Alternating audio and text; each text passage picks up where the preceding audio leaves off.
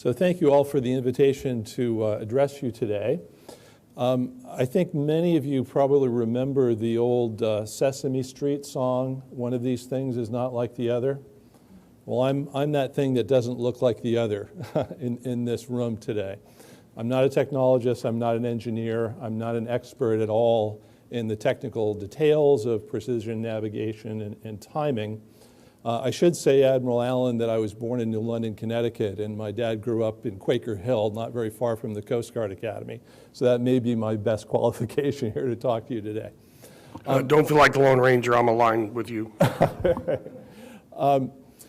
What I am is really an extinct profession. I'm a Sovietologist, or what used to be called a Sovietologist. I was trained to be an expert in the Soviet Union. And I joined the CIA in 1986, not very long after Mikhail Gorbachev became General Secretary of the Soviet Communist Party. My career really spanned more than 20 years in government at a time when unforeseen developments happened over and over and over again. The Berlin Wall fell in 1989. The Soviet Union collapsed. We then got surprised when liberal market-based reforms in Russia failed in the 1990s. Then we got surprised by color revolutions, as we called them, in former Soviet republics around the Russian periphery. We got surprised by 9/11 in 2001. We were surprised that we failed to find weapons of mass destruction in Iraq. We were surprised by Russia's invasion of Georgia in 2008 and its annexation of Crimea and covert invasion of Ukraine in 2014.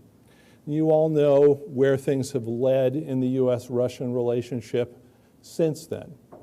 We're now in a situation where Russian forces are massing near the borders of Ukraine, threatening to invade and threatening a direct confrontation with the United States. So the stakes in all this are very high. What I learned watching all of this over the years is that there's a common reason for a lot of these surprises, a lot of reasons why we didn't anticipate what happened. And it wasn't because we didn't understand the particulars of what was going on. What we didn't realize was that individual areas, factors, that we knew very well as narrowly focused specialists were connected with other things that we didn't know very much about in our narrow specialization areas, and that those interconnections created feedback loops, dynamics that produced outcomes that none of the individual specialists saw coming. Now, why am I saying all this to you today? It's because I think there's a very important point for you as specialists in this area of precision navigation and timing, to understand the interconnection between that issue, which is important in and of itself, to some bigger dynamics that are going on right now that could produce an unforeseen outcome that could be quite tragically disastrous for the United States and for the world. So I want to talk a little bit about what that looks like and what PNT has to do with this. So a couple of years ago, I was asked to write a book about US-Russian relations and the shadow war that's been going on between our countries for quite some time. And I approached this in a little bit of an unusual way. I started with an outcome and tried to work backwards and to do what I called a pre-mortem, a prehistory of something that hadn't happened. And I assumed in the book that we were at war with the Russians, and I asked, well, how would we get to that position? Because we certainly don't want to go to the war with the Russians, and the Russians understand very well that a direct military clash with the United States would more than likely turn into a nuclear confrontation, which would be bad for them and for everyone. So why, if it's completely irrational for us to be in a war, how could we get there nonetheless? And this led me to look at a war that isn't a very popular one these days in our popular discourse, one that we don't study anymore, not as much as I think we should, and that's World War I. World War I was a tragedy that people at that time didn't think was possible. In fact, the most popular book in the few years leading up to 1914 was a book that argued that war had become obsolete, that war between the great powers in Europe couldn't happen because they were so interconnected. There was so much economic and trade and cultural exchange and mutual dependence that it would be an entirely irrational act for there to be a war. But war happened nonetheless. And what I was surprised about when I went back and looked at what led to that outcome was the role that technology played in that spiral into conflict. And it was a technology that I hadn't really thought about before. It was railroad technology. Railroad technology transformed military mobilization. And it also put an imperative on the great powers at that time to make sure that they mobilized quickly in any sort of potential conflict situation, because if they didn't, railroad technology on the part of their adversaries would put them at a decisive disadvantage. They couldn't respond in time to the rapid mobilization of their adversaries. And once there was a trigger, a very small incident in Sarajevo, that kicked off a series of events that historians have called a trap.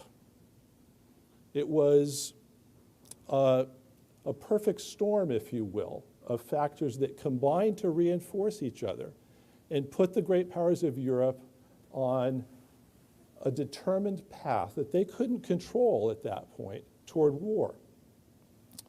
Now, why am I going into all of this? It's because I asked, well, are we in a situation right now where we could see a variety of factors that we don't necessarily think are all related to each other, that might combine in a way that produces a path determinacy between the United States and Russia and creates a situation where we wind up in a conflict that we both think would be absolutely crazy? How could that happen? So I want to conduct a little bit of a thought exercise with you, if you'll indulge me for a minute.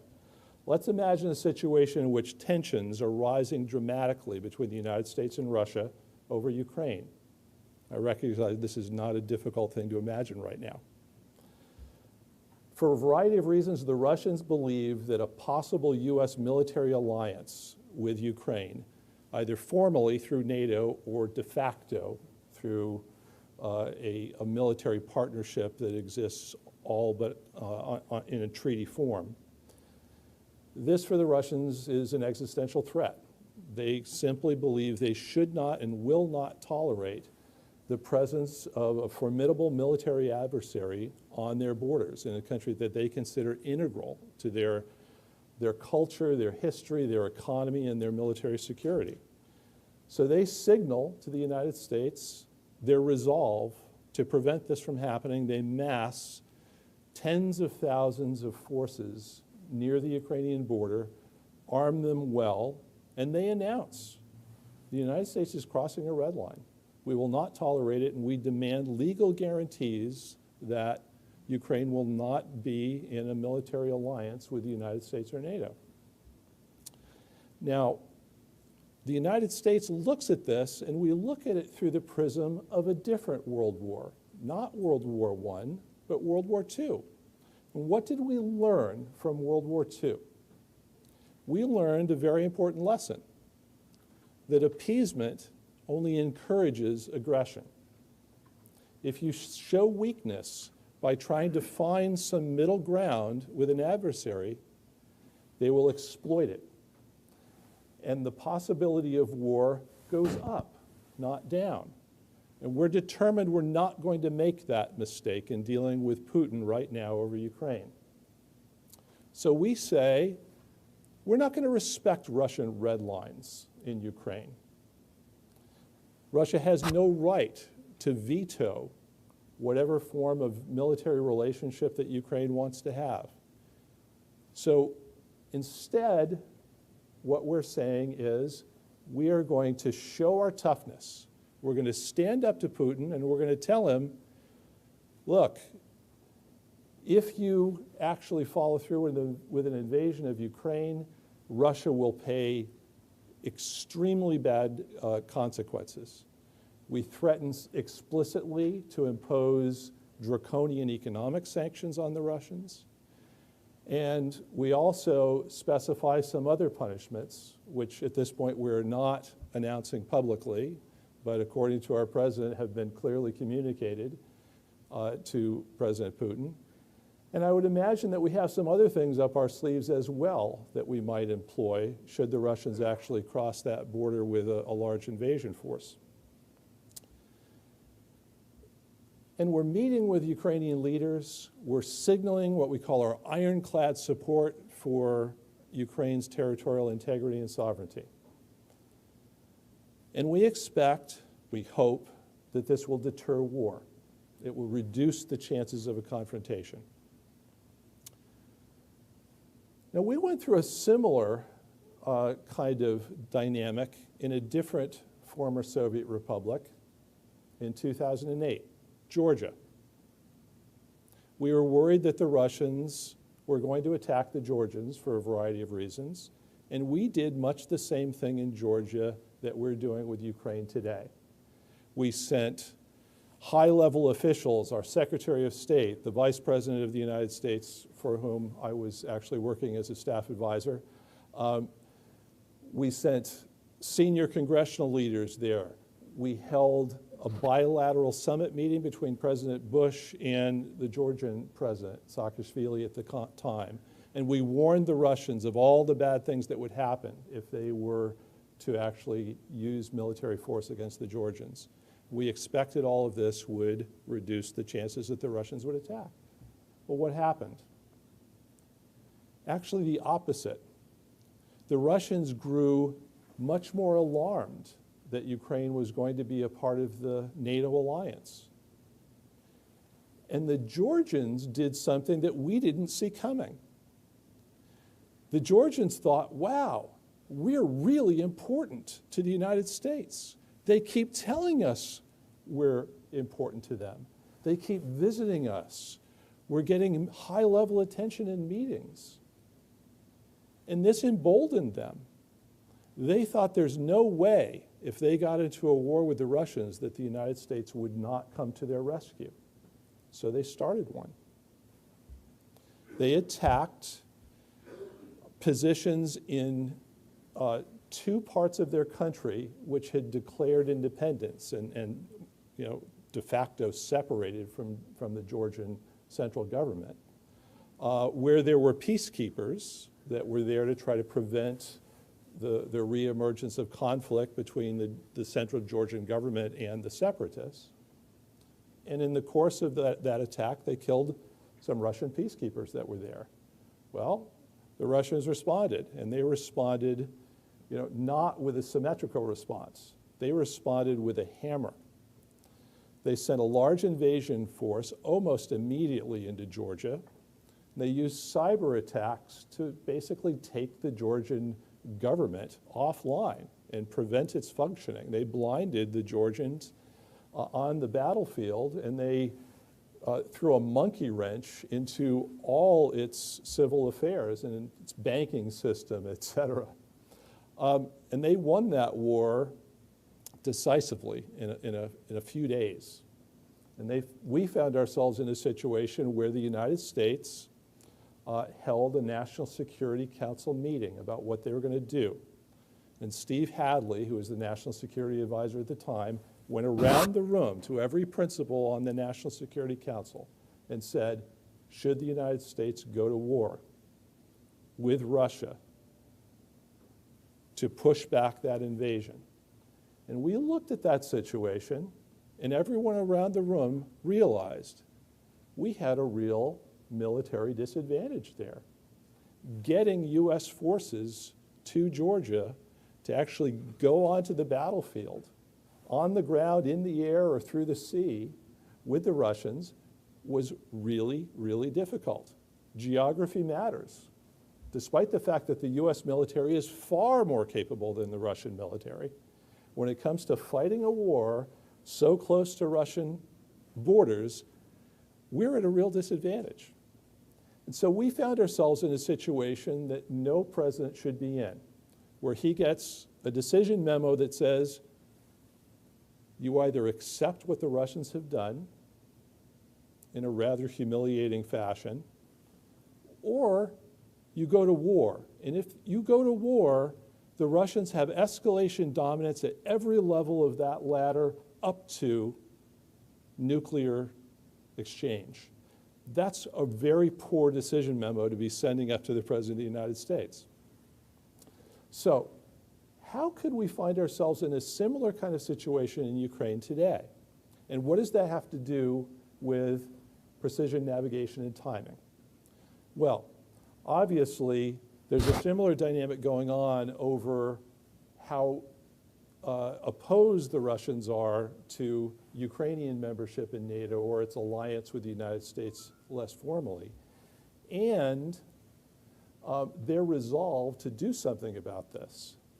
And I would argue that it is not accidental that as these tensions have been rising over the past several months, that the Russians chose to conduct an anti-satellite missile test. A ground-launched anti-satellite missile that successfully destroyed its target. And they did that despite specific warnings and protests from the United States, before and after the fact, and complaints that they were being bad citizens of space, irresponsible and reckless, creating debris that in fact posed threats to their own cosmonauts on the International Space Station. Why would they do that? I'll tell you my answer. This was a signal. It was a signal in two ways to the United States. Number one, that signal was, we know how dependent you are on space-based systems. We know if you lose those systems, the United States comes to a grinding halt, not just on the battlefield, not just abroad, but here in the United States domestically. We can create an absolute crisis for you, should we want to. And the only thing that's holding us back is our own will. You can't do anything about this. And we feel so strongly about this, we're willing to risk the damage that that debris might do to us. Why? Because we want to show you how seriously we take this issue. We are willing not just to go to war in Ukraine. We're willing to do things to you that are risky things, very risky things. That's how resolved we are. Now, did we get that message? I don't know. But what this points to for me is a dynamic that we could get into that I'm not sure we understand. We're looking at Ukraine right now and we're saying, well, we're not going to go to war with the Russians, but we're going to impose penalties. Penalties that we can impose because we can kick the Russians out of the international payments SWIFT system. We can threaten their ability to earn money from natural gas exports abroad that they're so dependent on. We can try to isolate them in many ways from the international economy and international diplomatic system. And that should sober them up. And the Russians are sending us a message in that context. And that message is, not only are we in a position to defeat you on the battlefield, we have some trump cards to play in this game over leverage over the other side, coercion through non-military means. You think you can cut us off from the international SWIFT system? Okay. we can bring activity in the United States, all activity, to a grinding halt. And we're willing to do it. Now, do I predict that that's the way this is going to play out? No. Am I worried that it might? Yes, absolutely. I wrote a book about it. The goal of the book was to help people wake up to the ways these sort of things could play out. But what I am convinced of is that this points to a vulnerability that the United States can do something about and should do something about. And it's something that the Russians have done something about for their part. Several years ago, they built a redundant, land-based backup system for their own precision navigation and timing system. Why? Precisely because they realized the dangers to them of overdependence on space-based systems. They wanted something on the ground that would be redundant and resilient and nowhere near as vulnerable to attack and disruption, whether that's intentional or unintentional, as space-based systems. They invested money in this, a lot of money for them by comparison to us. They don't have a lot of money to waste over there. They try to be as efficient as possible. When they spend money, they do it because they think it's important. They thought this was important. So what I would say in conclusion of all of this is that I want to go back to where I started this presentation about the ways that unforeseen events can develop and how important it is to look beyond our narrow areas of specialty and look at the interconnections with other things, other factors that can produce a feedback loop, a systems dynamic that produces an outcome that we don't see coming. That's where I think we are right now. This is not theoretical. This is playing out in real life on the world stage. And I think this underscores the seriousness of the issue that you're dealing with. And it's not just one that has repercussions for our abstract military capabilities or our day-to-day commercial and societal actions. It's one that could have quite a decisive effect on whether the United States winds up in a confrontation that has existential implications for all of us. I'm sorry to sound hyperbolic on all of this, but this is a real issue. It demands serious attention. I really hope that you all understand these broad implications as you think about the kinds of steps that the United States ought to be taking in this area today. Thank you.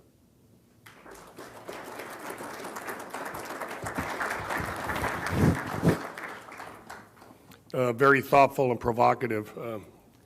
I alluded to a little bit of that with my question to Kalen Durkovich earlier about uses of these systems by other countries. Soft power, but there are obviously other implications as you discussed there. Any questions from the board? Jeff? Wow. Thank you for that. What do you believe is the value of the lesson we learned in World War II about appeasement today? Well, the problem here is not that that lesson about appeasement is not relevant. It's that it's not always relevant. Not every situation that we face in the world in dealing with foreign adversaries is a replay of Munich. There are instances when it is, yes. There are instances when it's not. And this puts the burden on us as decision makers in the world to discern the difference, to understand when we're in a situation where we've got a foreign adversary that is bent on attack, regardless of what we do. and that we have no choice under those circumstances but to fight them. And situations when you get into what international relations theory experts call the security dilemma. The situation where things that you're doing that you think are prudent defensive measures that protect your own interests that also threaten the perceived security interests of your adversary at the same time. And you get into a spiral. And you know, if you create a situation where your adversary feels like it's cornered and has no choice but fighting back, you could wind up in a war that you didn't expect and didn't want as a result. That's one of the dangers that I think we're facing right now with Ukraine and Russia, where things that we think are defensive, the Russians find offensive and threatening. And things that the Russians think are defensive, we find aggressive and threatening. That's a hard problem. I think the only way that you solve that is through a combination of signaling resolve and signaling that you want to find a diplomatic way out of the spiral. So we'll see if we're able to do that in this case. It's not an easy balance to strike. Brad. That was a startling and wonderful talk, and thank you for that. So I look around the world, and there's some other situations that seem to be analogous, and I'm thinking of Taiwan. Would you care to comment on what you see, and to what degree does your comments and structure, if you will, fit the Taiwan situation? Well, the Taiwan situation is a little bit different than the situation in Ukraine with Russia. Taiwan is probably even more important for the Chinese as they see it than Ukraine is for Russia. I also think that China has bigger ambitions vis-a-vis Taiwan than Russia has for Ukraine. Would Russia ideally love to bring Ukraine back into its orbit and reincorporate it into Russia officially in some way?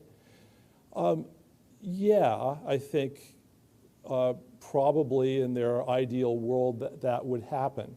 But the Russians also recognize that they don't live in that ideal world, that there's no way that Ukraine is going to come back into Russia's orbit, officially or unofficially. Too many bad things have happened in that relationship. Ukraine is too divided inside itself between hardline Ukrainian nationalists who are concentrated in the west of the country and people who are culturally and linguistically Russian and want friendly relations with Russia in Ukraine's east. And you're not going to get a country that is pro-Russian, particularly not after the last almost 8 years of war, which has caused a lot of hatred toward Russia inside Ukraine. So I think their goals in Ukraine are more limited. What they want is not to retake Ukraine. What they want is to make sure that Ukraine does not become an outpost of the US military, which they find threatening. Now, this is my opinion. It is not universally shared by a long shot among Russia specialists in this country. But I believe strongly that this is true, and it's also something I think we could test, because we reached an understanding with the Soviet Union in 1955 over Austria.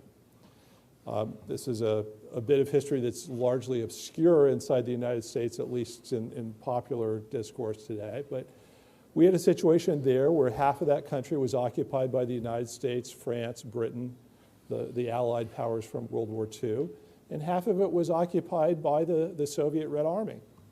And there was a big question, what was going to happen? Was Austria going to be divided in two like East and West Germany? And President Eisenhower decided at that time, well, we do not want to go to war with the Soviet Union over Austria. Can we find a way out of this problem?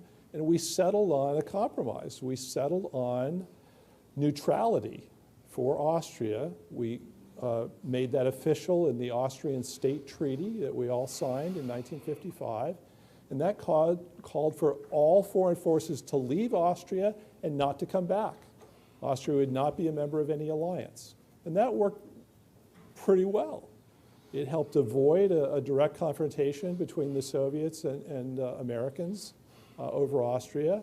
It worked out really well for the Austrians, who were set on a path of growing economic prosperity. And it, I think, showed that that Munich analogy doesn't always apply, because we reached a compromise.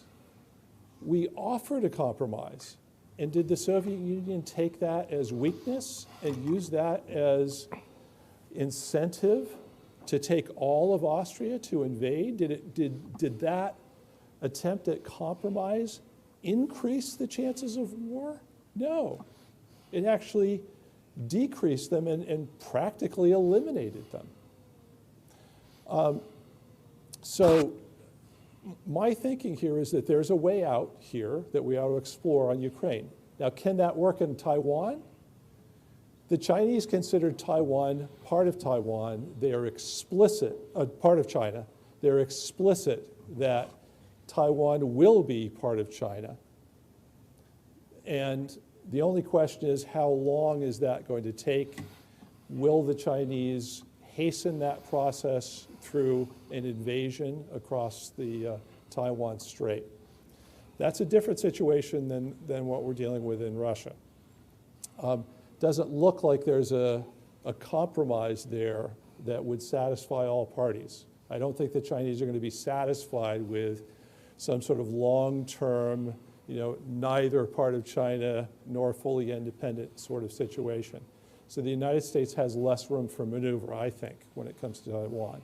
Now, it's a different question as to whether the United States should deal with this by reversing or ending our policy of strategic ambiguity, as we call it, where we've been coy about whether we will actually go to war to defend China, believing that that ambiguity will cause enough uncertainty in the minds of Chinese military planners to hold off.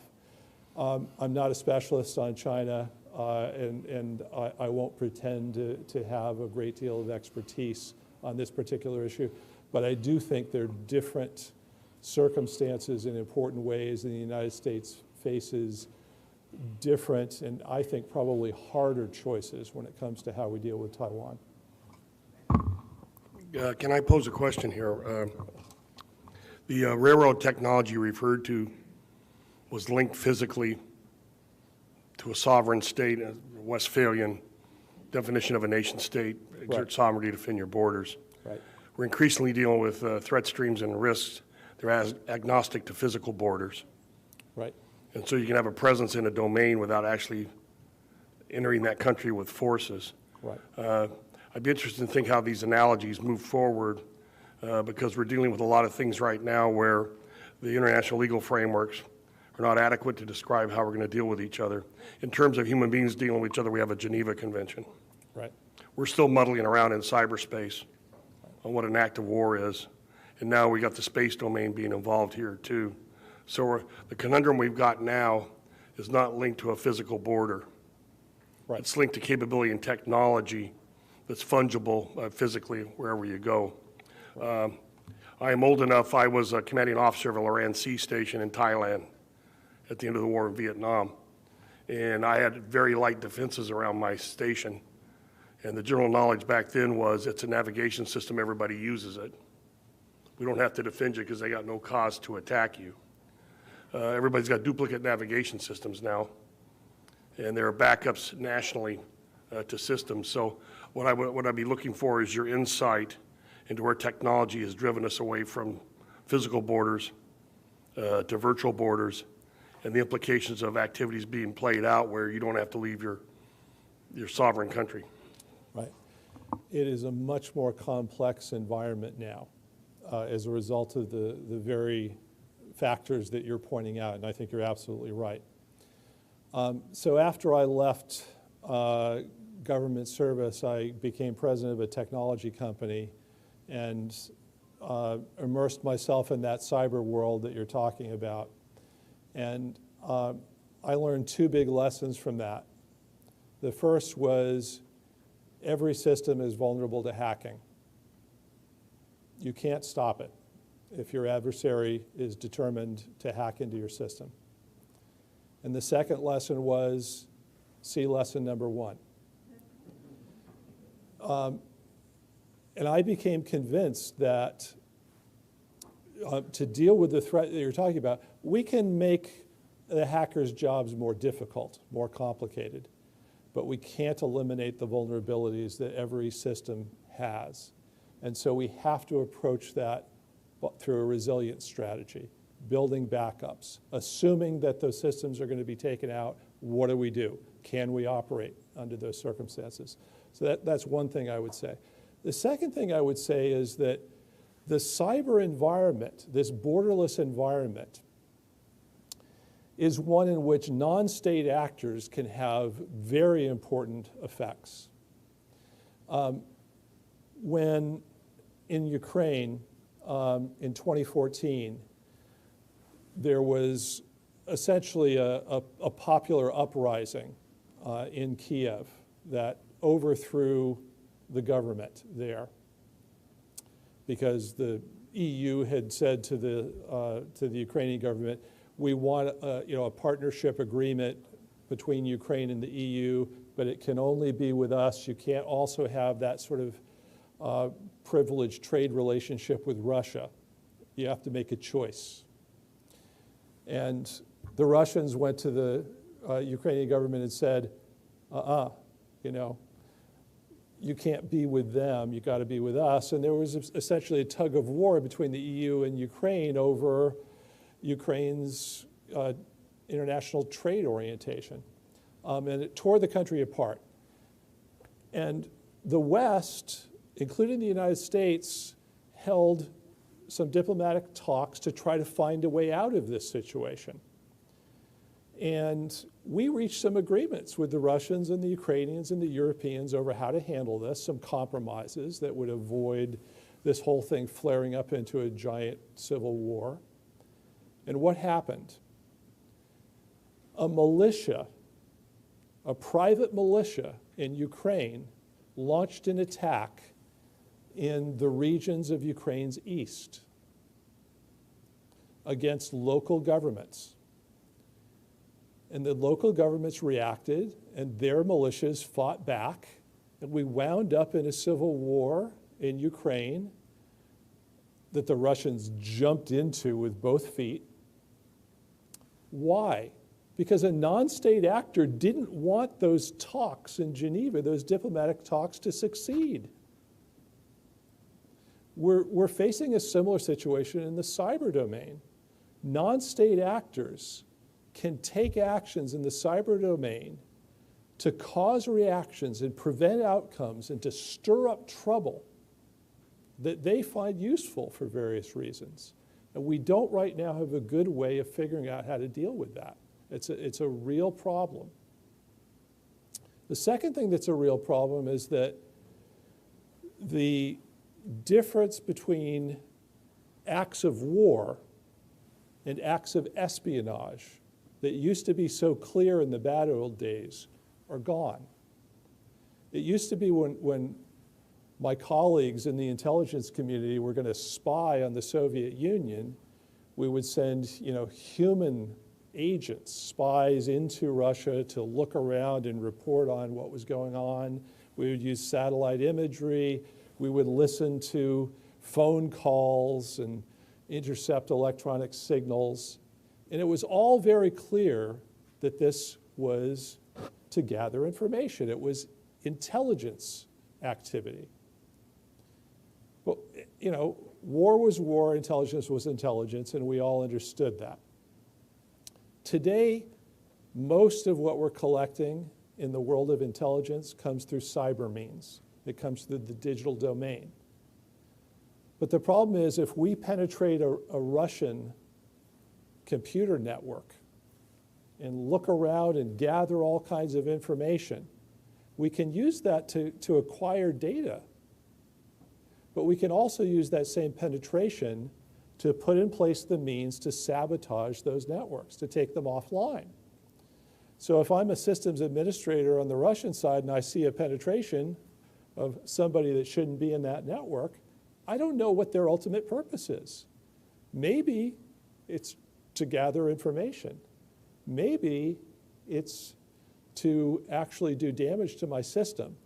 But there's a blurring together of that world of espionage and world of military activities that we haven't had to deal with back in the bad old days. And we don't know how to deal with this dilemma right now. And it means that we could get into a spiral of activity by accident. You know, if in a crisis the Russians want to gather information on our military targeting plans that employ things like space-based targeting systems, and they want to gather information, and they get into that network, and we look at it and think, well, maybe they're gathering information, maybe they're going to take our system offline. We can't know. What do we do? And we're also in a situation where many of the systems that rely on targeting command systems that provide guidance to conventional systems, Tomahawk cruise missiles and other things, those are dual capable systems. They can carry nuclear warheads as well as conventional warheads.